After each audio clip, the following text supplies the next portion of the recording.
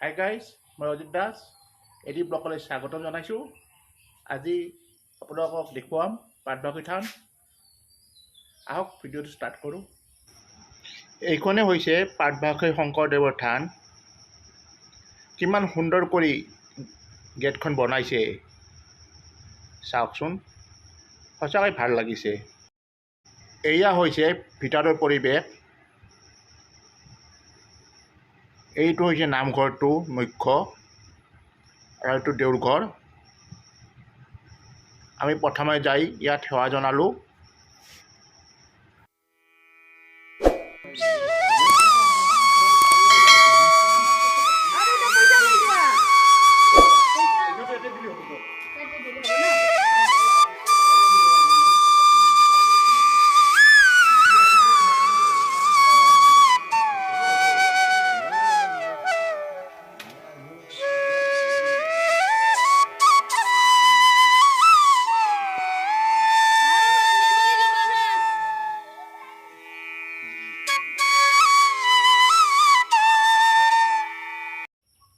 ইয়াত আপোনাৰ ধূপ আৰু চাকি জ্বলোৱা হয়।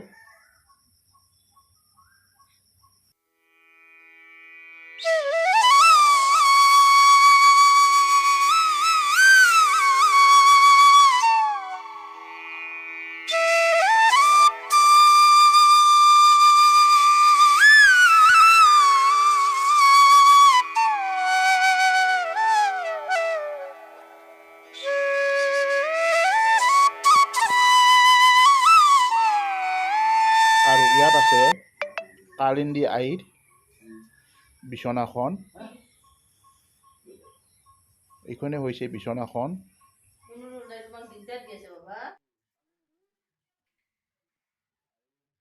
আৰু এইটো কালিন্দী আই ব্যৱহাৰ কৰা পাতকোৱা। 1988 চনতে ৰবিবাৰে ভূমিকম্পতে নিজে নিজে ওলাইছিল।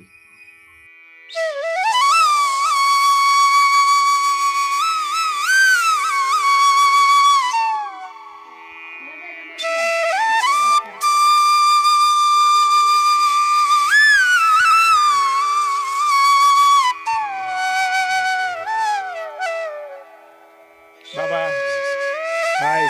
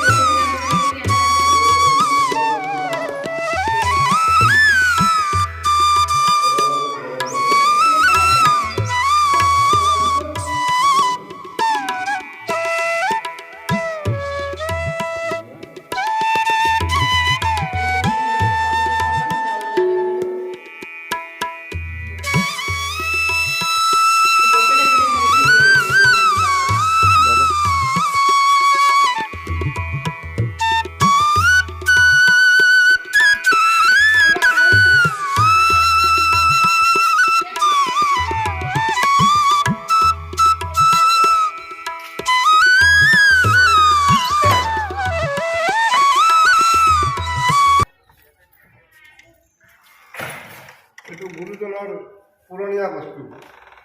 গুৰুজনৰ দিনৰে এইটো বনোৱা হয়। দৰা বুলিও কয়।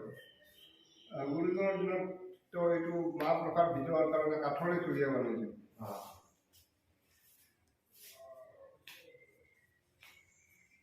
সেই সময়ত ধান বান্ধিছিল পথতিটো।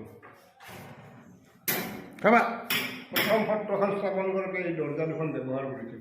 তামাৰ ৰূপৰে তৈয়াৰ।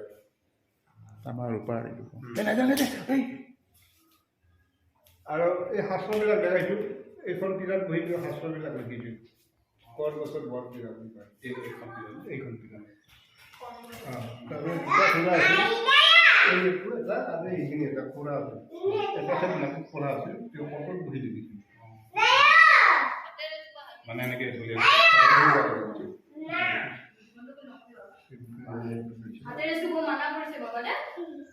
গুৰু এখন আছিল হয় কাঠৰ আছিল তেওঁৰ দিনৰে ভাঙি যোৱাৰ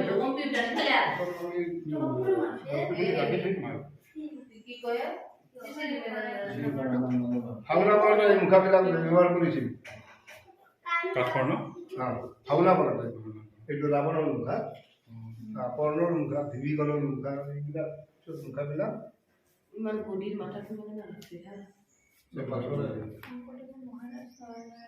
নৰনাৰায়ণে দিছিল গুৰুজনক তুলি এখন কাপোৰখন নোহোৱাৰ পিছত আমি তোলাখনি গাখীৰ দি দিছোঁ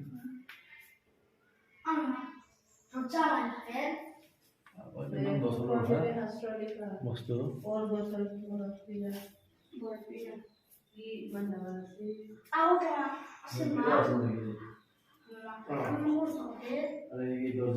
ভকতবিলাক বৰপেটাত ওলাই আহে নদীৰ পৰা